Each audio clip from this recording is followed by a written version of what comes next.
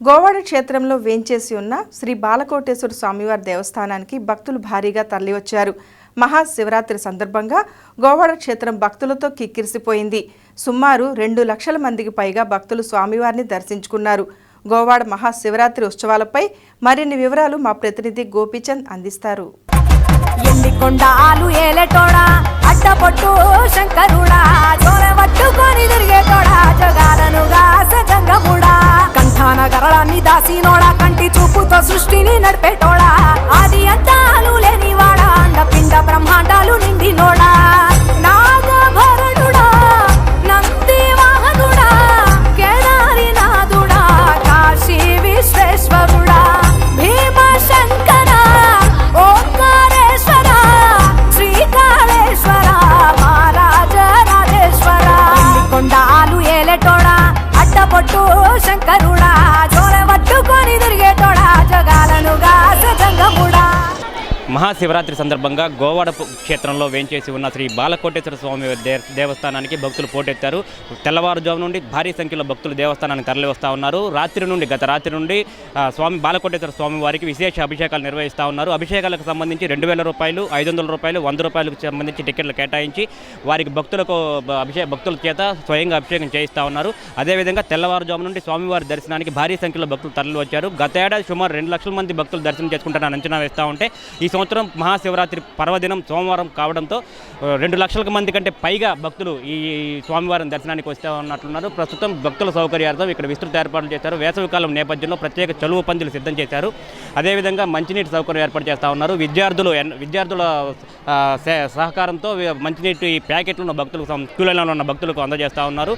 అట్లాగే ప్రత్యేక క్యూ లైన్లు ఏర్పాటు చేశారు. విజయవాడ కనకదుర్గమ్మ తల్లి దేవస్థానం నుండి ప్రత్యేక బ్యారికేడ్లు తెప్పించి ఇక్కడ భక్తుల కోసం క్యూ లైన్లు ఏర్పాటు చేసే ఉన్నారు. కాకపోతే కొద్ది క్యూ లైన్లలో మాత్రం భక్తులు అధిక సంఖ్యలో వేచి ఉండాల్సి వస్తూ ఉందని చెప్పిన వాళ్ళు భక్తులు చెప్తా ఉన్నారు. భక్తులు వాళ్ళ బాధను వెళ్ళగొక్కుతా ఉన్నారు. క్యూ లైన్లలో గంటల తరబడి వేచి చూస్తూ ఉన్నా కానీ తమకు దర్శన భాగ్యం కల్పించలేకపోతా ఉన్నారు. అతి తక్కువ క్యూ లైన్లు ఏర్పాటు చేశారు. 20 రూపాయల దర్శనం తీసుకున్న వాళ్ళకి మాత్రం వెంటనే దర్శన భాగ్యం కల్పిస్తూ ఉన్నారు. 100 రూపాయల దర్శనం టికెట్ తీసుకుని ఉదయం నుండి క్యూ లైన్లు వేచి చూస్తామని చెప్తా ఉన్నారు. ప్రస్తుతం భక్తులు మనతో పాటున్నారు. ఆవిడ అడిగి తెలుస్తున్నాం. ఏంటమ్మా ఎట్లా ఉంది మీకు దర్శనం? ఎంతసేపు నుంచి వెయిట్ చేస్తున్నారు క్యూ లైన్లో? 1 అవర్ నుంచి వెయిట్ చేస్తున్నామండి. ఇంకా సగం ఉంది.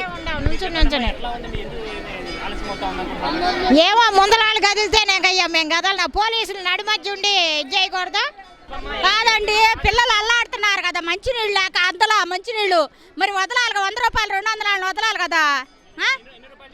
100 రూపాయల టికెట్ గంట అయిందిలే. మాది ఇక్కడ రేపల దగ్గర. అదేవిధంగా స్వామివారిని దర్శనం చేసుకునేందుకు ఉదయం నుండి భక్తులు వేలాది సంఖ్యలో తరలి వస్తున్నారు. అమృతలూరు మండలంతో పాటు పరిసర ప్రాంత గ్రామాల నుండి భక్తులు వేల సంఖ్యలో తరలి వస్తూ ఉన్నారు.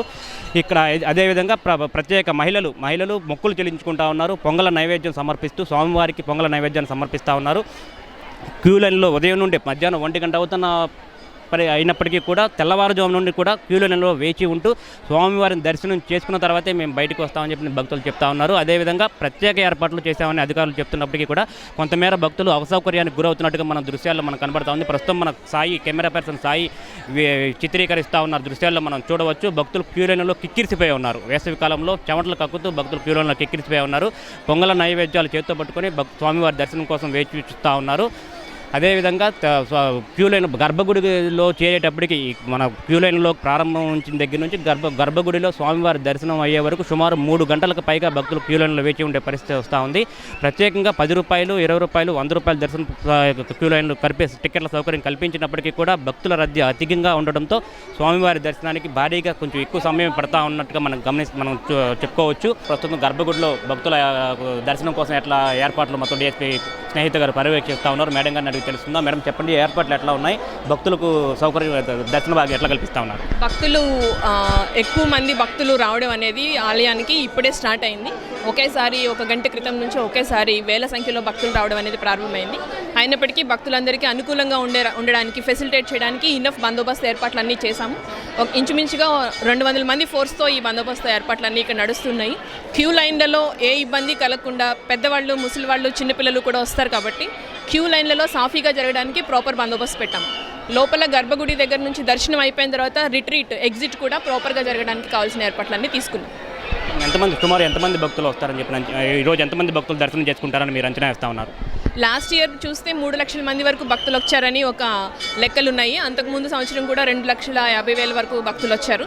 ఇప్పుడు ఈ రోజంతా సాయంత్రం వరకు లోపలికి వచ్చి దర్శనం చేసుకునే కార్యక్రమం నడుస్తూ ఉంటుంది. కొంచెం సాయంత్రం అయిన తర్వాత ట్రాక్టర్లు, అగ్రికల్చరల్ వెహికల్స్ ఏవైతే ఉంటాయో ఎడ్ల బండ్లు, ట్రాక్టర్లు వచ్చి గుడి చుట్టూ ప్రదక్షిణ చేసే కార్యక్రమం ఉంటుంది. సో దానికి కావాల్సిన ఏర్పాట్లు కూడా అన్నీ చేయడం జరిగింది. సో ఫెసిలిటేట్ చేయడానికి ఇనఫ్ బందోబస్తు రెడీగా ఉంది. క్యూ లైన్లో ఎక్కువసేపు భక్తులు వేచి ఉండాల్సిన పరిస్థితి వస్తూ ఉందని వాళ్ళు భక్తులు చెప్తా ఉన్నారు. దానికి తగ్గట్టు అంటే ఇరుకు అయిపోయినాయి, ఇంకా ఏమన్నా చేయాల్సి ఉందంటారు ఏర్పాట్లు?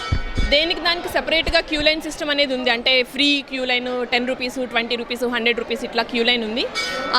వెయిట్ చేసే టైంని తగ్గించడానికి ప్రయత్నం చేస్తున్నాం. లోపల కూడా పుషింగ్ పార్టీస్ని పెట్టుకొని ఉన్నాము. ఇప్పుడు ఒక 20 మినిట్స్ నుండి హాఫ్ అన్ అవర్ వరకు టైం పడుతున్నట్టుగా కనిపిస్తుంది. దాన్ని ఇంకా కొంచెం తగ్గించడానికి, అంటే త్వరగా పంపించడానికి ప్రయత్నం చేస్తాం. అయితే దర్శనం దగ్గర ఇంకొక నిమిషం దండం పెట్టుకోవాలని ప్రతి ఒక్కరు ప్రయత్నం చేస్తుంటారు. దానివల్ల కొంచెం డిలే అవుతుంది.